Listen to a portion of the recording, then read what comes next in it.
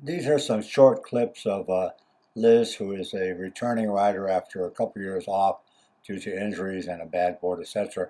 Does a nice job coming off the lift. Here she is going to start down after working with her on fundamentals, alignment of the board, tip to tail, and crossing the board with a little more patience and a little bit flatter board while focusing on the ride going forward.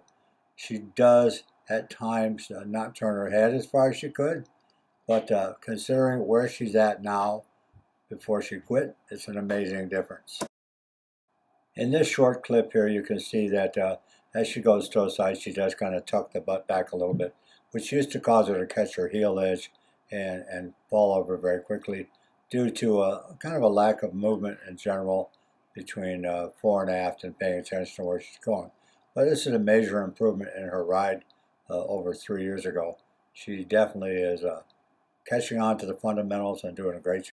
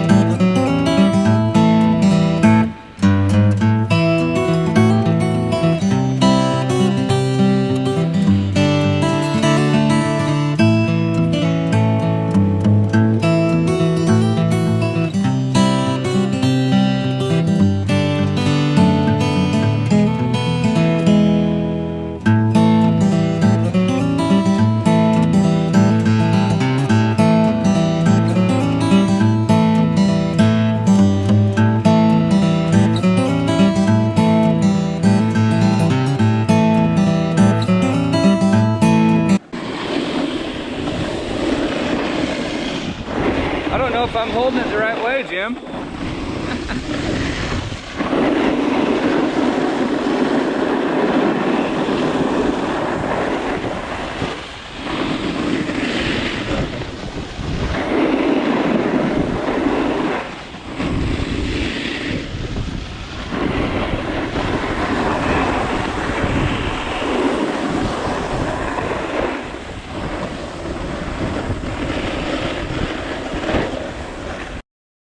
This section is a demonstration of the falling leaf being on a tight line, more of a Z pattern. And what I will show is a more advancement of the left foot, which is my forward foot, and then more advancement of my rear foot, which is at the back of the board, towards the fall line.